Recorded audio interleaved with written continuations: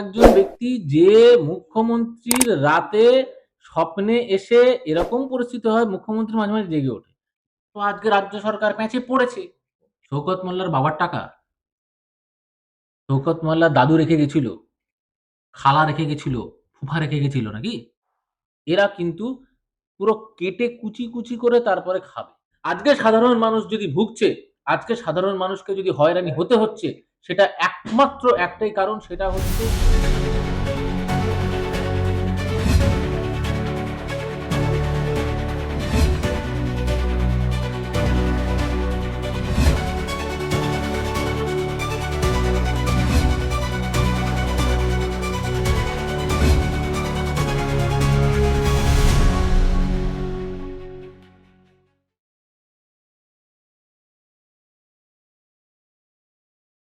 Supreme কোর্টে SIR মামলার শুনানি ছিল, সেখানে সুপ্রিম কোর্ট স্পষ্ট জানিয়ে দিয়েছে যে এসআইআর এ বাধা দেওয়া যাবে না।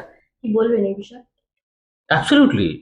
প্রথম থেকে আমরাও তো সাধারণ মানুষ এবং রাজনৈতিক বাকি দলগুলো, বিশেষ করে ভারতীয় জনতা পার্টির নেতৃত্ব আমরা বলে এসেছি যে এসআইআর যে নিয়মে হচ্ছে সেটা একটা সংবিধান মেনে, একটি নিয়ম মেনে, রেগুলেশন মেনে এসআইআর এর প্রক্রিয়া করছে কে? নির্বাচন কমিশন। এবং সেই জায়গায় বারবার এই মুখ্যমন্ত্রীর যে বাধা দেওয়ার প্রবণতা, সেটা স্বাভাবিকভাবে আমরা বুঝতে পেরেছি তার ওই ৩০% যে ভোট ব্যাংক সেইটাকে বাঁচাতে।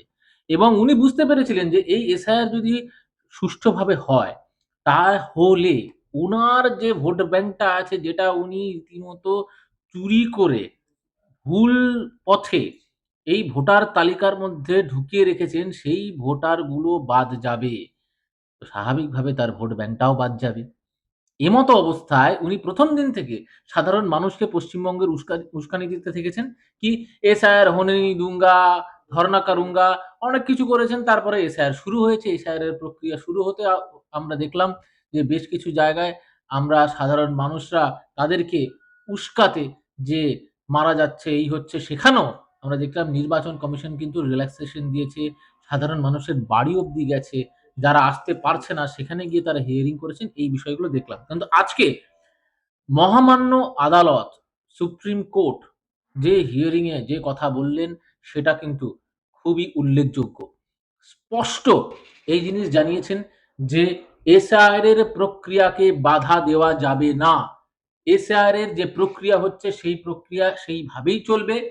এবং একটা জিনিস বুঝতে হবে যে পশ্চিমবঙ্গের আইন শৃঙ্খলা নিয়ে কিন্তু প্রশ্ন উঠেছে। ডিজিপিকে শোকজ করা হয়েছে এবং তার জন্যও কিন্তু তাকে বলা হয়েছে লিখিত দেওয়ার জন্য। বিভিন্ন জায়গায় মাইক্রো অবজারভার নিয়ে একটি প্রশ্ন উঠছিল।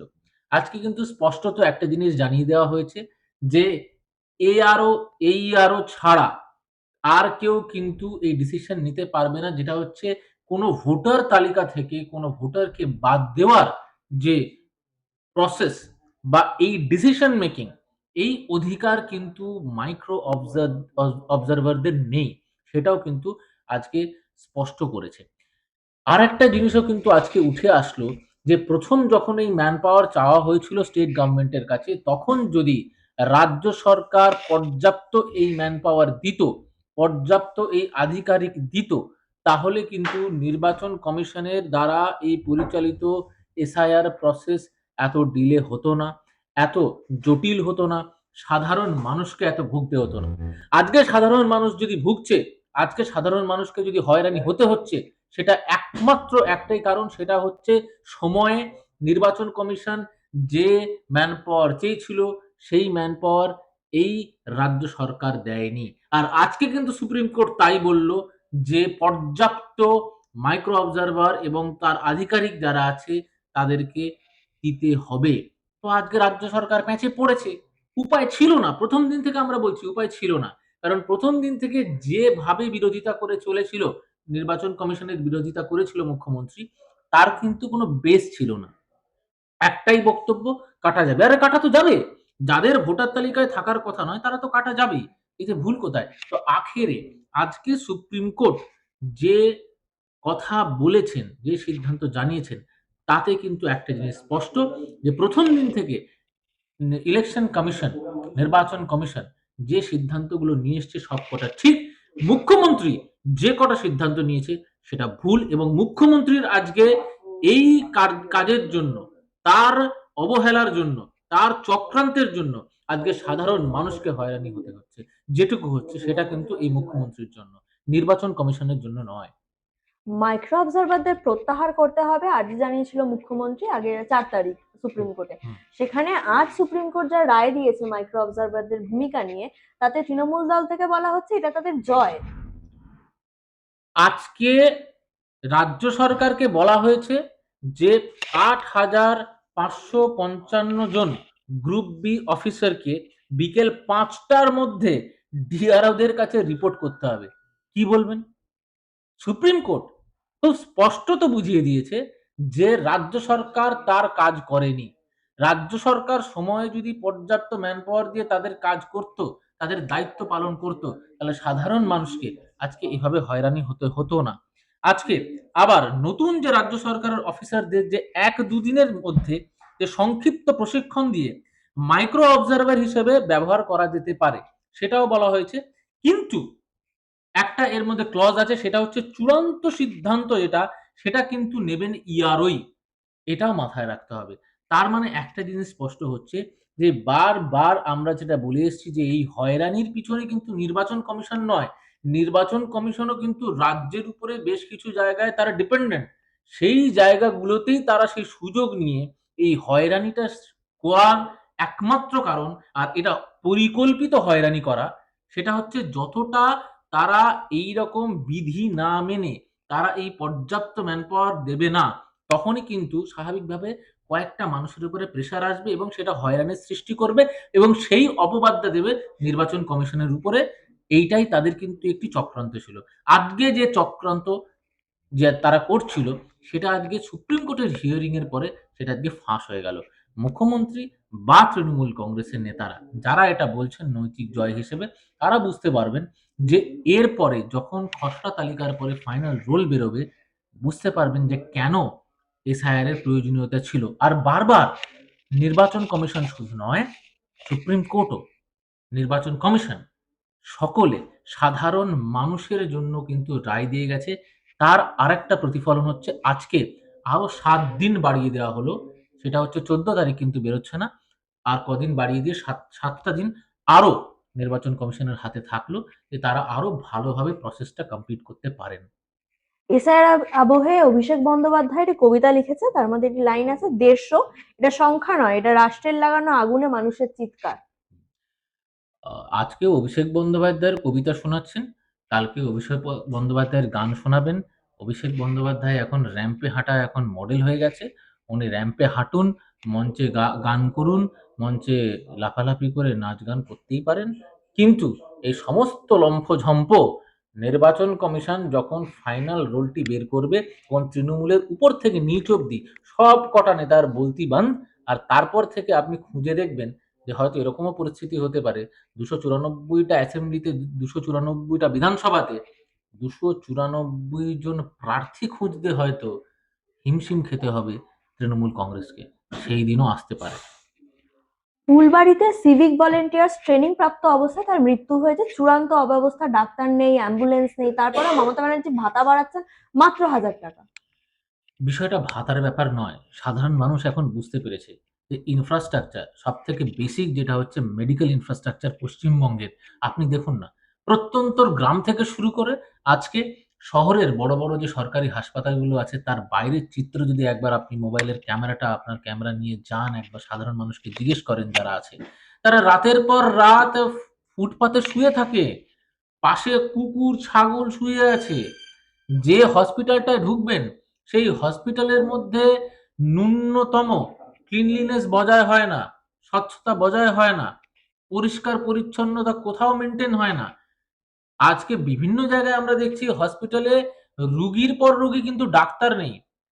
আজকে সেই ডাক্তারগুলো তাদের নিজের ক্লিনিক চালাচ্ছে। এরকম পরিস্থিতি। আজকে যেখানে ওষুধ দেওয়ার কথা, সেই ওষুধের জায়গায় ভেজাল ওষুধ বিলি করতে দেখেছি আমরা, পশ্চিমবঙ্গে ঘটেছে। আজকে ভেজাল সেলাইন পশ্চিমবঙ্গে আমরা দেখেছি।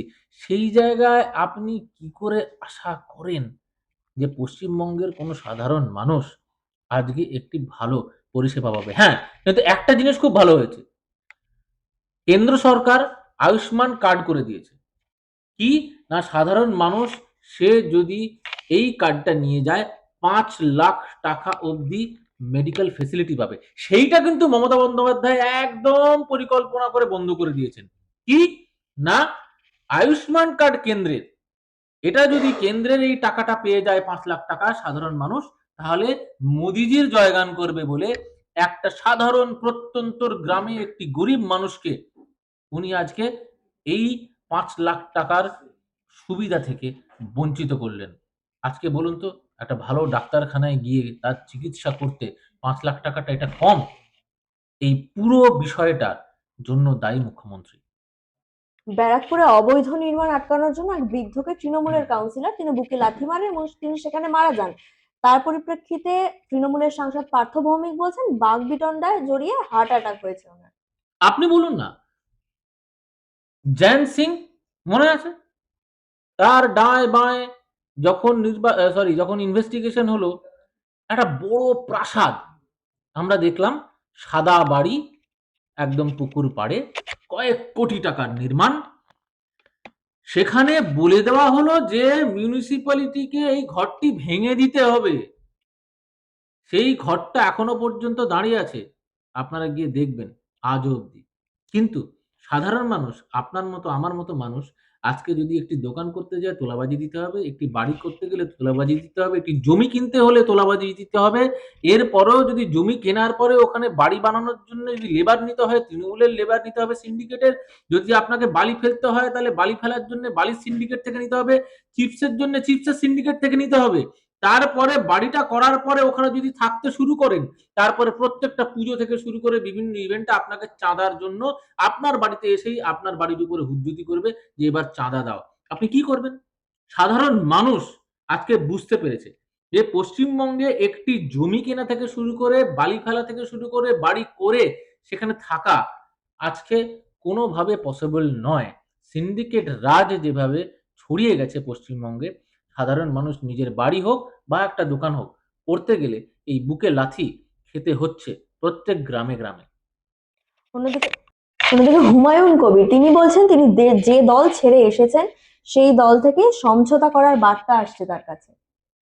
হুমায়ুন বাবু এখন ভালো বলতে পারবেন এই বিষয়টা, কিন্তু সার্বিকভাবে যেটা মনে হচ্ছে যে হুমায়ুন বাবুর কোথাও না কোথাও ১টা ২টো সিট হলেও হয়তো তৃণমূল কংগ্রেসের মনে হয়েছে যে সেই ভোট ব্যাংক যদি চলে যায় হুমায়ুনের কাছে, তাহলে হয়তো তৃণমূলের হতে পারে তাদের সমস্যা হতে পারে কয়েকটা সিটে। সেই জন্যই হয়তো ওই ১টা ২টো সিট বাঁচানোর জন্য হুমায়ুন বাবুর সঙ্গে যোগাযোগ করে থাকতে পারেন। সেটার অ্যাকচুয়াল জবাব হয়তো হুমায়ুন বাবু ভালো দিতে পারবেন। এবার হুমায়ুন বাবু কত বড় পারফর্মার সেটা উনি একলা চলো রে হোক বা বিভিন্ন তার জোট করে হোক, কি নির্বাচন ফল আসে সেটা নির্বাচনের ফলের দিনই বুঝতে পারবো তার পারফরম্যান্স রিপোর্ট। তার আগে বলাটা একটু টাফ। এই হুমায়ুন কবির তো একদিন বলেছিল তৃণমূলকে হটানোর জন্য তিনি একাই কাফি। হুম। সেখানে দেখা যাচ্ছে বারবার মিম, কখনো আইএসএফ, কখনো বা সিপিএম এর সঙ্গে বৈঠক করছেন জোট সঙ্গী হওয়া নিয়ে। শুধু সিপিএম নয়, বিভিন্ন দলই এখন দেখছি তার কাছে আসছে। তারা বলতে চাইছে যে তারা তাদের হাত শক্ত করবে বা হুমায়ুন বাবুর হাত শক্ত করবে।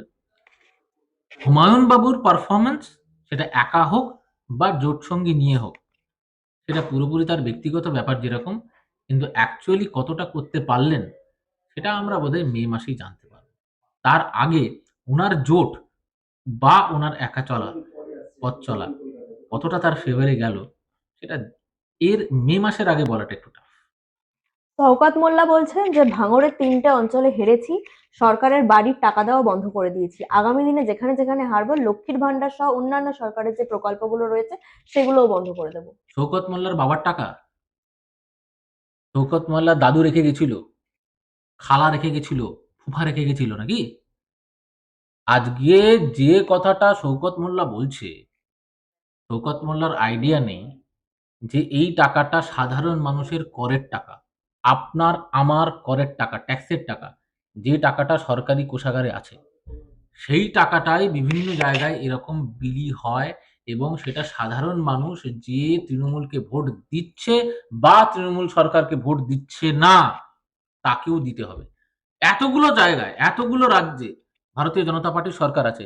আপনি একটা ব্যক্তিকে বের করতে পারবেন না যে বলবে যে আমি ভারতীয় জনতা পার্টি করি না বলে আমাকে রাজ্য সরকার কোনো একটি রাজ্যের প্রকল্প থেকে বঞ্চিত রেখেছে। এটা একমাত্র পশ্চিমবঙ্গ হয়, এবং সেইটা আবার পশ্চিমবঙ্গের বিধায়ক থেকে তৃণমূল নেতারা বুক চিতিয়ে বলে, গলা ফাটিয়ে বলে যে তুমি ভোট দেবে না তো তুমি পাবে না। এর আগে মহামন্ত্রীকে শুনেছি বলতে, সেও হুঙ্কার দিয়েছে যে আমাদের প্রকল্প নিয়ে টাকা নেবে, তারপরে আবার তুমি ভোট দেবে না।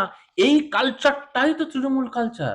এই কালচারটা থেকেই তো পশ্চিমবঙ্গ আজকে বেরোতে চাইছে, নিস্তার পেতে চাইছে। সাধারণ মানুষ এর থেকেই তো নিস্তার পেতে চাইছে। আজকে বলুন, আপনি কাকে ভোট দেবেন সেটা আপনার ব্যক্তিগত ব্যাপার। আপনি তৃণমূলকে ভোট না দিলে সেই সরকারি প্রকল্পের সুবিধা আপনি পাবেন না। সেইটা একমাত্র পশ্চিমবঙ্গে হয়, এবং একমাত্র পশ্চিমবঙ্গে আমরা দেখি যে তৃণমূলের বড়, বড় সাংসদ এবং বিধায়ক সেটা আবার সিনা ঢুকে বলে। আজকে সেই চিত্র দেখতে পাচ্ছি। সাধারণ মানুষ বুঝতে পারছে। সেটা যেকোনো বিরোধী দলের হোক, যেকোনো সাধারণ মানুষ তারা বুঝতে পারছে যে এই দল আর একবার যদি সরকারে আসে, এরা কিন্তু পুরো কেটে কুচি, কুচি করে তারপরে খাবে। এই দিন অপেক্ষা করছে। ভারতীয় জনতা পার্টি শুধু নয়, আমি একটা সাধারণ মানুষ হিসেবে আবেদন করছি। এবারে বোতাম চাপার সময় ভেবে নেবেন যে আপনি কোথায় ভোটটি দিচ্ছেন সেটাও কিন্তু খেয়াল রাখছে তৃণমূল কংগ্রেস, এবং সেটা থেকেও আবার আপনার সরকারি প্রকল্প পাওয়া না পাওয়ার একটা প্রশ্ন থাকছে। ভেবে দেখুন, ভারতীয় জনতা পার্টি আসলে ভেদভাদ হবে না। এখন শেষ প্রশ্ন, কল্যাণ বন্দ্যোপাধ্যায় বলছেন যে রাজ্যে সিপিএম এবং বিজেপির আর কিছু নেই। হুম। যদি তাই হয়ে থাকে তাহলে বারবারই বিরোধী দলনেতার উপর আক্রমণ, বিজেপির যে কোনো মিটিং মিছিল করতে হাইকোর্টের দ্বারস্থ হতে হচ্ছে কেন? বিরোধী দলনেতা হচ্ছে এমন একজন ব্যক্তি যে মুখ্যমন্ত্রীর রাতে স্বপ্নে এসে এরকম পরিস্থিতি হয়, মুখ্যমন্ত্রী মাঝে, মাঝে জেগে ওঠে। ভাইপো মাঝে, মাঝে জেগে ওঠে ঘুমের মধ্যে। ঘুম ভেঙে যায়। তারপরে যখন ডাক্তারের কাছে যাচ্ছে দেখছে যে blood pressure high, sugar high. তখন বলছে আপনার তো সব নরমাল, কিন্তু এরকম ব্লাড প্রেশার সুগার হাই হচ্ছে কেন? না, বলছে না, এই শুভেন্দু স্বপ্নে আসলেই আমার ব্লাড প্রেশার আর সুগার হাই হয়ে যায়। এখন কি বলবেন? এখন যে দলের সুপ্রিমোদের ব্লাড প্রেশার আর সুগার হাই হয়ে যাচ্ছে শুভেন্দু অধিকারীর জন্য, স্বাভাবিকভাবে বুঝতে পারছেন তাকে দমানোর জন্য আজকে যত রকম পন্থা অবলম্বন করার দরকার সেটা পুলিশ প্রশাসনকে ব্যবহার করে তৃণমূল কংগ্রেস করছে। শুভেন্দু অধিকারীর যেকোনো প্রোগ্রাম তাকে করতে হলে হাইকোর্টে গিয়ে তার পারমিশন নিয়ে করতে হয়। না হলে পুলিশ প্রশাসন পারমিশন দেয় না। বুঝতে পেরেছে এই র‍্যাম্প শো করে র‍্যাম্পের মতো একটা বড় তাঁবু খাটিয়ে অর্ধেক ময়দানের জমি পুরো ওখানে খাইয়ে দিয়েও মাঠ ভরাতে পারছে না ভাইপো বাবু। আর শুভেন্দু অধিকারী যে রাস্তা দিয়ে যায়, সে রাস্তাতেই ৫,০০০ লোক উনার পিছনে হাঁটে শুধু। এটাই হচ্ছে ডিফারেন্স। আজকে প্যারাশুটে নামা নেতা, তারা এইসব ডায়ালগবাজি করবে।